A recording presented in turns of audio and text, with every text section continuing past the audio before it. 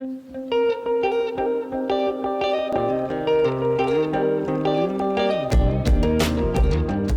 everyone, welcome back to the Bible in Context. It's just going to be me this week. Nate is out because we didn't have time to meet again because we've already recorded an episode that was supposed to release this week on the doctrine of creation and re-examining creation ex nihilo.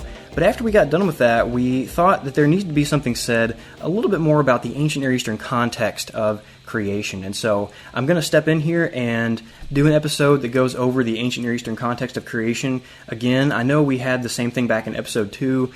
First of all, our sound quality was abysmal, and I still hate that. But this is going to be a little bit different in focus as we are prepping ourselves to take a look at the doctrine of creation ex nihilo and the contrary doctrine of creation ex materia, which means creation from material, pre-existent material, which we've discussed earlier in the podcast. We see that already in Genesis 1. So we're going to dive into how that plays out in the ancient Near East, some of the considerations that the ancient Near Easterners may have thought of whenever they thought of creation, and that way we'll just be a little better prepped to step back into the world of biblical creation.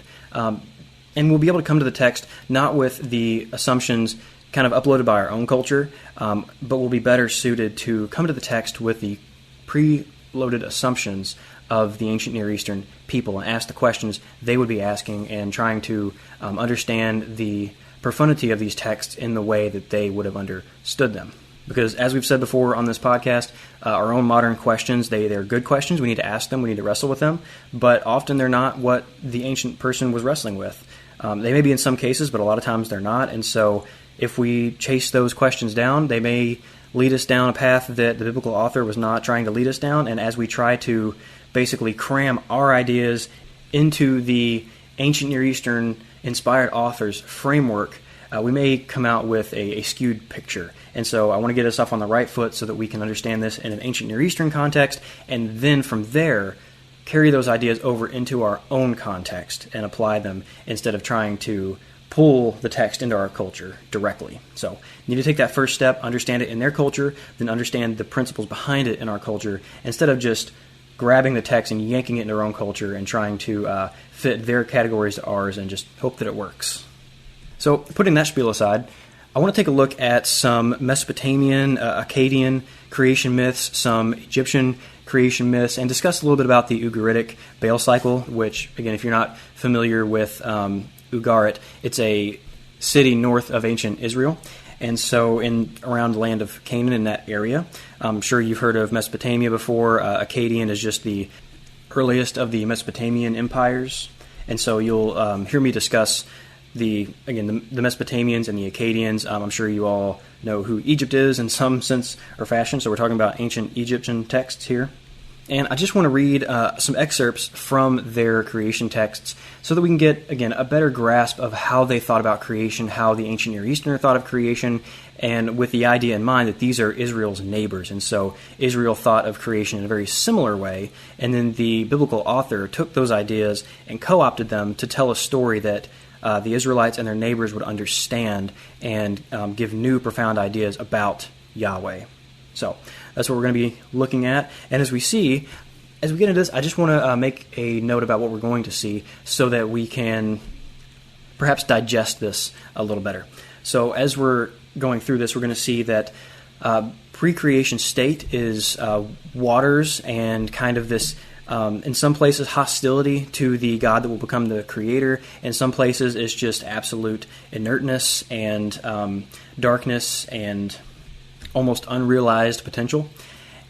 And the problem is that there is no place for the deity, and the deity is not currently ruling on the throne.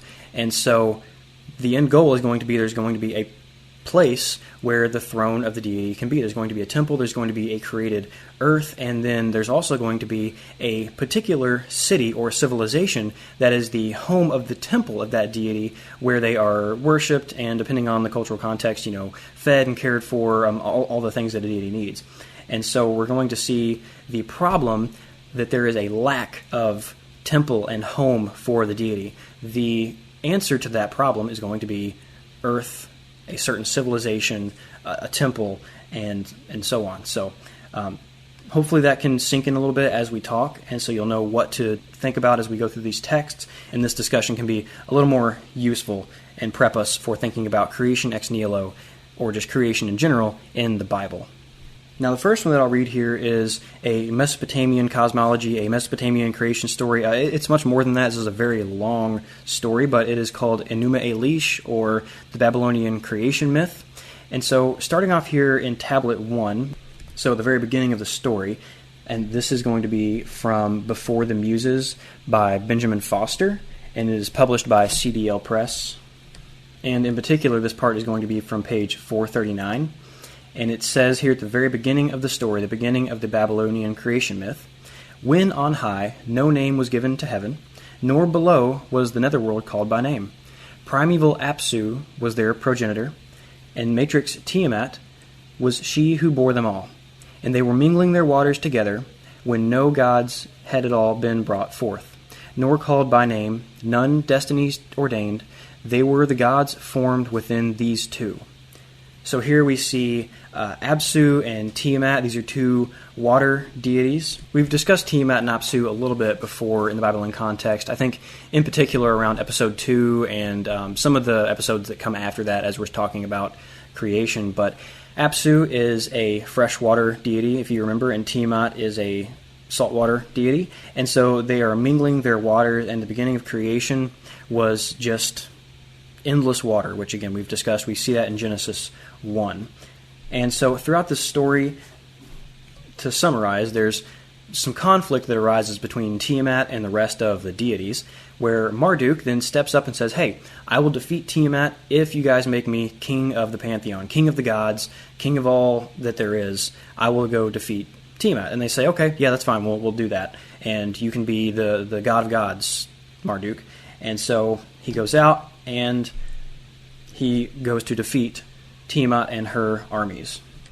Now, Tiamat, she is believed to be more of a serpent deity. There is a little bit of dispute on that, but she, in the story, explicitly gives birth to dragons and serpents, and so it seems that she is kind of that same serpentine rebel god that we see in the ancient Near East in places, and she is hostile to the creator deity in this story, Marduk.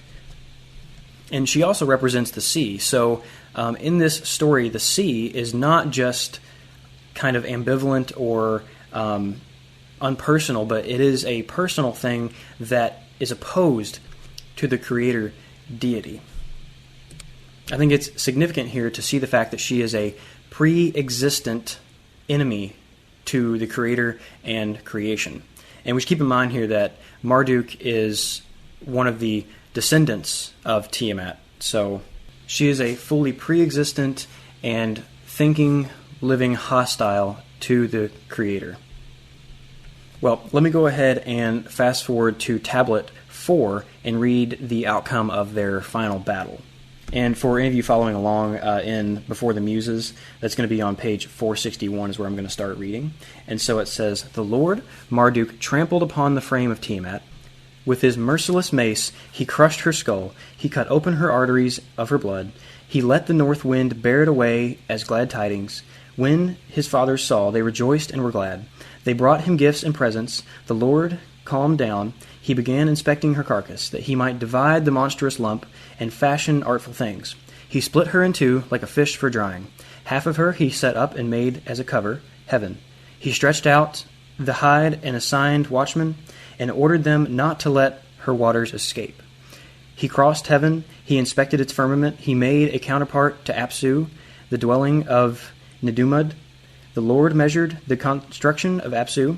He founded the great sanctuary, the likeness of Eshara. In the great sanctuary in Eshara, which he built, and in heaven, he made Enlil, and Anu dwell in their holy places. All right.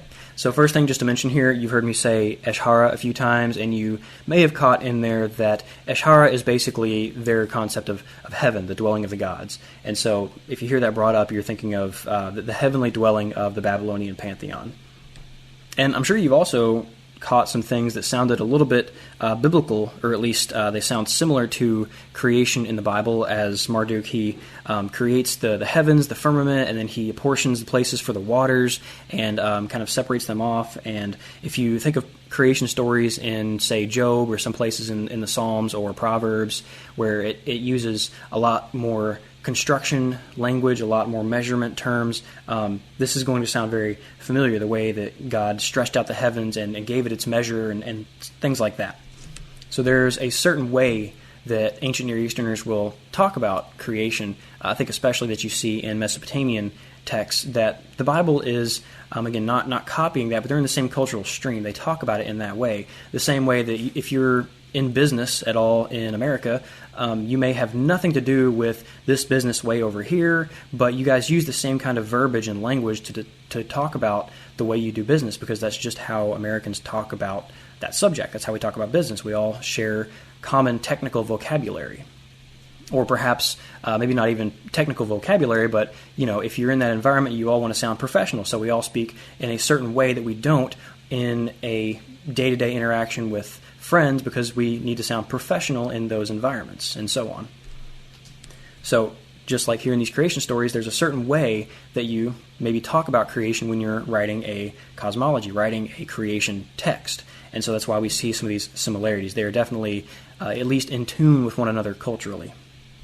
But ultimately, the hostilities between the serpent deity and the Most High deity in this Babylonian creation epic ends with the serpent seawater deity, the sea, that deity Tiamat, being split and her carcass becoming creation, becoming the world that we live in. Half of her body is the dome above our heads that keeps the waters above. And again, if you want to hear more about that cosmology, go back and listen to some of our earlier episodes on Genesis 1. That's how the ancient Near Easterners thought of the world. We don't see it that way today, but that's how they saw it, and that's how they communicated with their audience.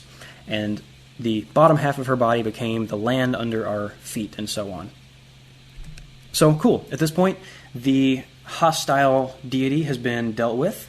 Creation has been at least preliminarily established, made out of her carcass, and stitched together by Marduk, and given its limits, and given other gods assignments to keep it in order. And then we go on to a couple pages later in Tablet 5, and again, in Before the Muses, this is around page 467 and 468, Marduk begins to address another problem. And he forms a terrestrial counterpart for Eshara. He creates an earthly counterpart for the Mesopotamian version of heaven, of the dwelling of the pantheon. And that counterpart to Eshara is Babylon, the, quote, houses of the great gods. And so that is going to be the place where the deities can come and dwell. They can hold festivals. It says their stopping place, where they come to rest. And now the creation story, it goes on after this for a couple of tablets, discussing kind of what they do with the remaining of Tiamat's army and so on. But at this point, creation itself kind of comes to a head, where we have the enemy, the waters, in this case a living, breathing enemy, defeated.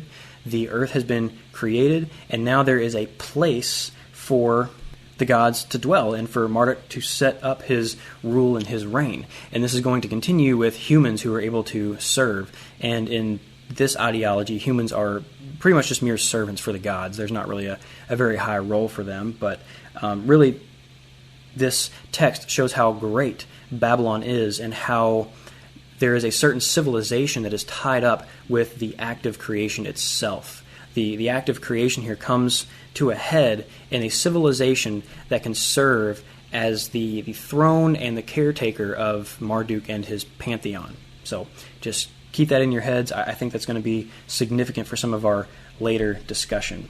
And really we see the same ideology in another text, and this text is from the same book, around page 488, called Marduk, Creator of the World. Now, let me read you a snippet from that. It says, "No holy house, no house for the gods, had been built in a purer place.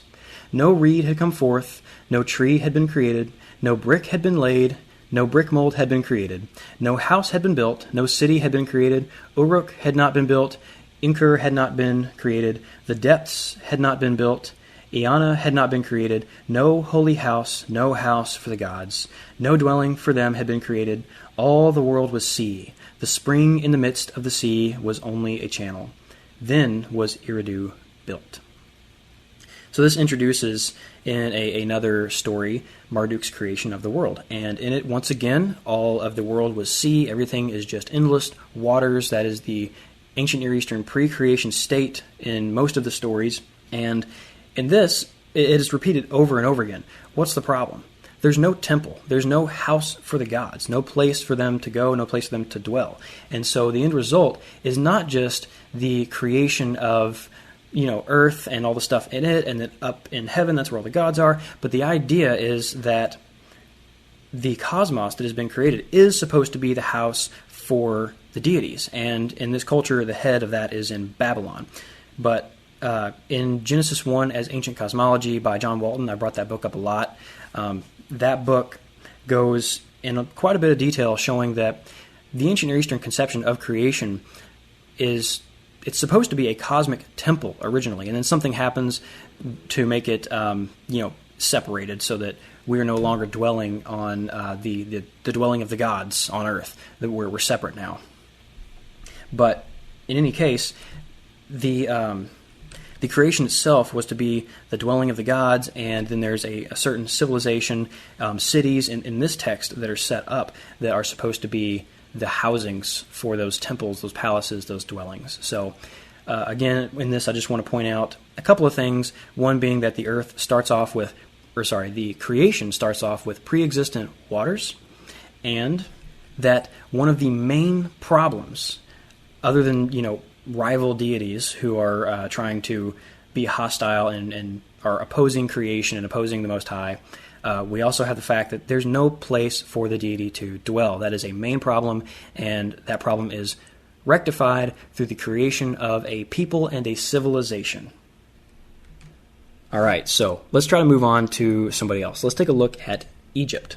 Now, all of these I'm going to be taking from the book Context of Scripture, published by Brill. And this first one is going to be a coffin text spell number 714. And so here's what it says. I am the one who began therein in the waters. See, the flood has subtracted me. See, I am the remainder. So in Egypt, you have the idea more of the endless flood, and then there is the first deity who self-creates, more or less. But I want to notice, again, that this all begins with pre-existent waters. And in Egypt's case, it's just this endless sea of potential that the gods come out of. And the sea even predate the gods in the case of Egypt. So let's go on to Coffin Text Spell 76, and let me read a bit from this one. So it says, My father Atum sneezed me in a sneeze of his mouth, together with my sister Tefnut. She emerged after me, while I was still hooded with the air of the phoenix's throat, on the day that Atum evolved. Out of the flood, out of the waters, out of the darkness, out of lostness. Shu relationship to the gods.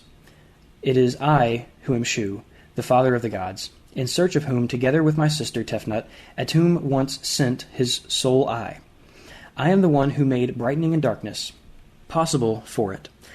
I found me as a man of infinite number. I am the begetter of repeated millions, out of the flood, out of the waters, out of the darkness, out of the lostness.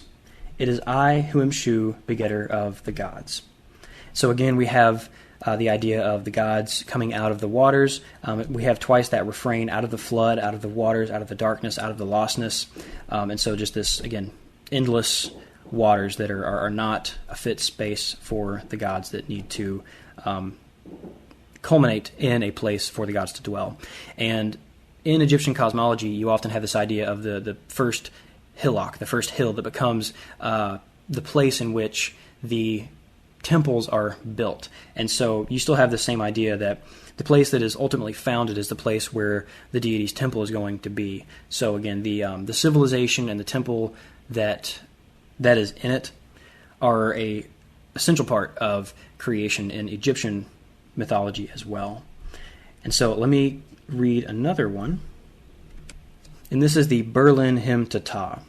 And this is a short one. I have another long one that I could read, but just for the sake of trying to move forward in a podcast, I'll just read this short one and we'll move on. It says, "The one whom your mouth begot and your arms have created, you have took him from the waters." So once again, pre-existent waters. You find it in multiple places in Egyptian mythology. It's not just a one-off thing. We've already seen it in the Mesopotamian Akkadian cosmology, or cosmogony, I should say. That just means the creation story. And again, in both of these civilizations, you have the culmination of these creations being the houses of the gods, which are situated in the civilizations that they have created, and the civilizations they have set up as the kind of their civilization. Marduk has set up Babylon for himself, and the Egyptian deities have set up other cities and temples for themselves. Now, I want to talk a little bit about the Ugaritic Baal cycle. You probably are familiar with the god Baal from the Old Testament if you've been reading through the Old Testament, especially in the King's narratives. And so Baal was a Canaanite deity, and we find him, again, here a little bit north of Israel and Canaan in the city of Ugarit. And there is a myth called the Baal cycle that was found there about him. And in that text, there's no explicit creation as we find in the other texts we've discussed or in the biblical material, but there is the founding of his house, his temple. That is kind of a huge point in the narrative. That's what Baal wants, is to found his house. And he's able to do that only after he has defeated another deity named Yam Nahar. He has two names. The first word, Yam, which means sea, and Nahar, meaning rivers. And so, again, we have another water deity, another sea deity, who is the enemy of the deity who wants to establish his throne. So that is once again the problem.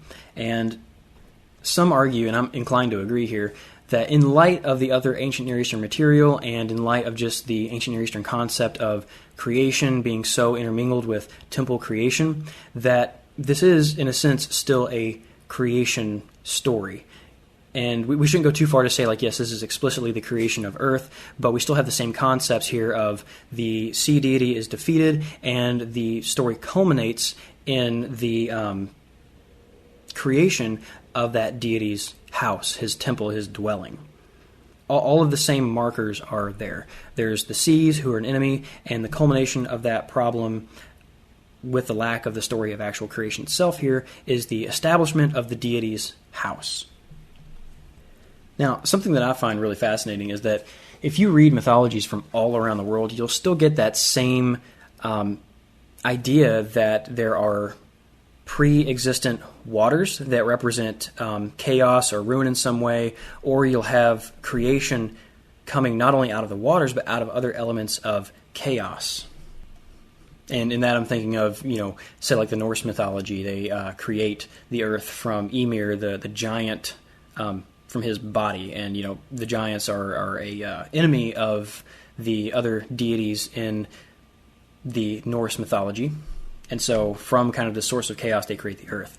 But either way, I'm not getting into the comparisons between that. There are a lot of honestly a lot of conspiracy theories you can go into when you start talking about the similarities between mythologies from around the world. There are a lot of similarities. There's also a lot of differences, and really, when trying to put all them together and find out why there's all these similarities, it's often difficult to find a good study that doesn't go somewhere with aliens or ancient unfound technologies or something more conspiratorial.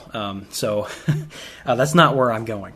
So let me just leave that aside. But it is still interesting that the ancient conception, it seems like pretty much worldwide, was waters before creation. So this is not just something that's purely ancient Near Eastern. This is just the way that the ancient person thought about creation. Now, the stuff about going from waters and enemy deity to establishing creation, defeating that deity, and then creating a house that is part of a certain civilization, that's getting more specific into the tropes we see in ancient Near Eastern texts. But still, I just wanted to hit on the fact that like these waters, as chaotic and unfriendly and not a good place for humans and for the gods that rule them or use them or whatever they may do, that's something very common in the ancient world that we need to come to grips with. These are the problems that people are wrestling with when they think about creation, rather than thinking in concepts of like, okay, what was it like when there was purely nothing? How did things come into existence? Was there, God spoke and then all the atoms were formed? Was there a Big Bang? Was there, all these different things that we as moderns wrestle with today?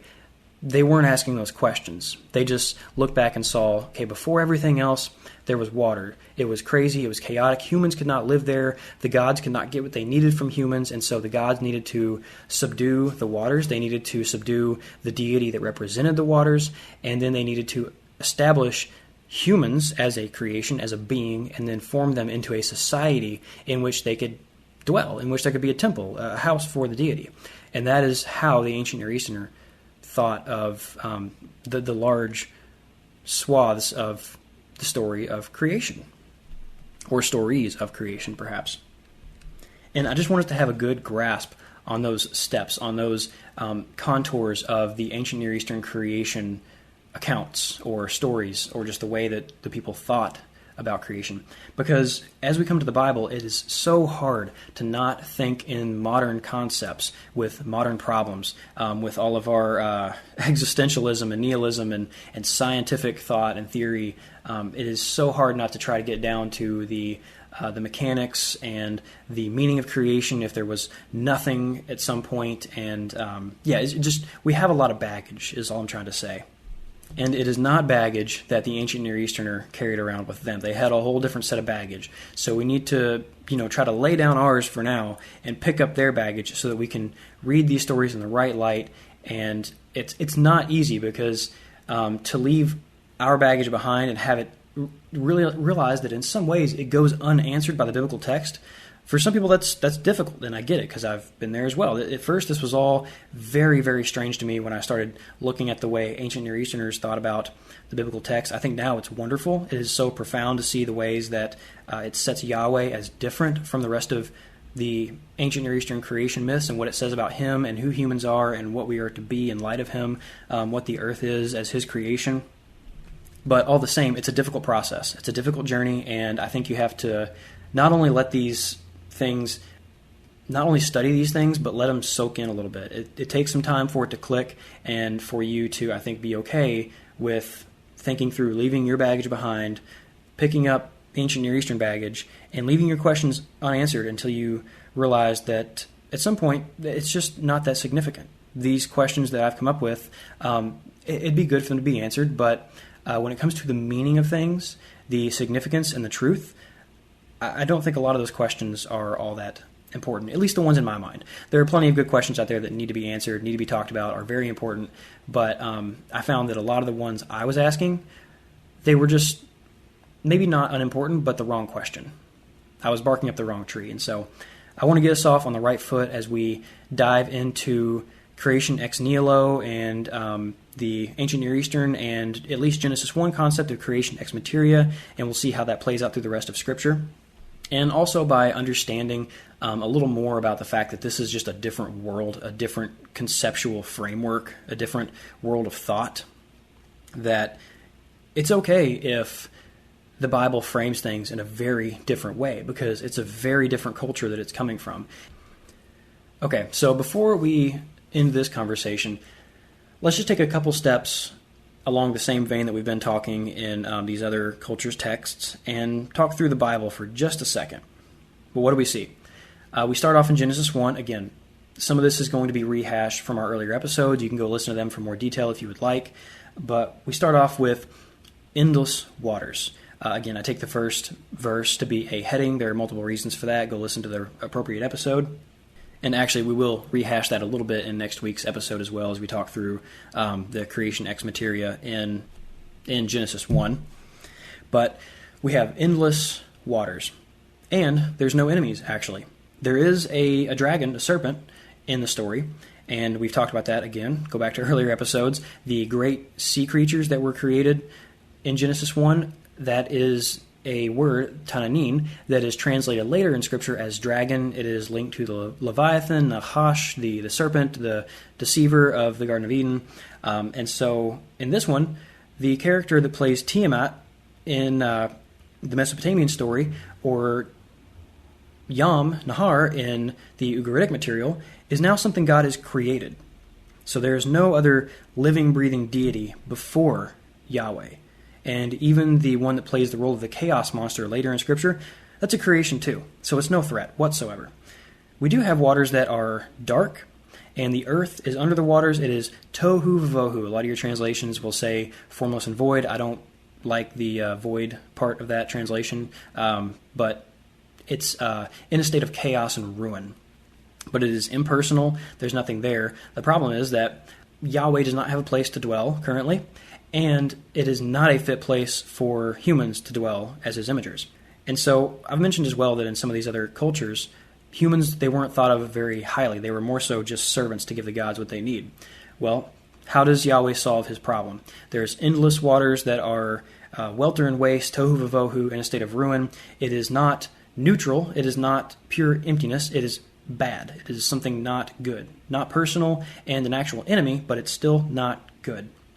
So he goes ahead and makes creation. He brings the land up out of the waters. He separates the waters, and then he puts humans in there, not only to be his servants, but to be his image, to be his priest kings, to be his royal representatives, and they're supposed to dwell with him in the garden, which, again, we've talked about how the garden is a cosmic temple, and we've gone into how both G.K. Beale and John Walton make that point pretty clearly. Again, go listen to previous episodes. And so here in Genesis 1 and Genesis 2, God has created the garden as his temple. He's gone from the ruined waters and made creation and a place to dwell, the garden, and he's made people, began a civilization, began a family that is not only a group of servants, but they are, again, his family and his royal representatives, giving his authority to the rest of creation, acting in his stead throughout creation. And so humans are much higher, which is really cool. There's no sea beast to defeat. Everything is under his control, and nothing is opposed to him. He can create and decreate whatever lives and breathes that is out there because he's created them from the beginning. All there is essentially clay in his hands that need to be molded. It's a dry, arid patch of land that needs to be turned into a garden. That's what we're looking at. So it's not intelligent evil, but it's not good, and he's going to make it good. And the end ideal goal is for humans to work with him to take that tiny patch of land that constitutes the garden and expand that to all of Eden. Because remember, the garden is just a little land inside of Eden, and outside of Eden there is more land. Just for instance, Cain, he goes out to the land of wandering. There's more wilderness out there that's not good, more sort of uncreated space, and then there's the waters out beyond that even still. We don't get the waters being totally wiped away until the end of Revelation. So the end goal of this, if humans had never fallen, would be we are working with him to ever expand his goodness, take away all of the badness, and dwell with him forever as his priest kings, delivering his authority and representation throughout creation.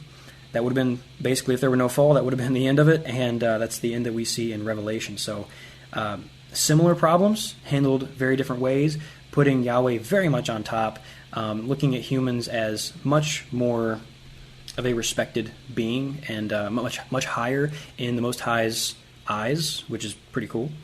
No enemies to defeat, just bad stuff that needs to be made good, which Yahweh has the absolute power to do.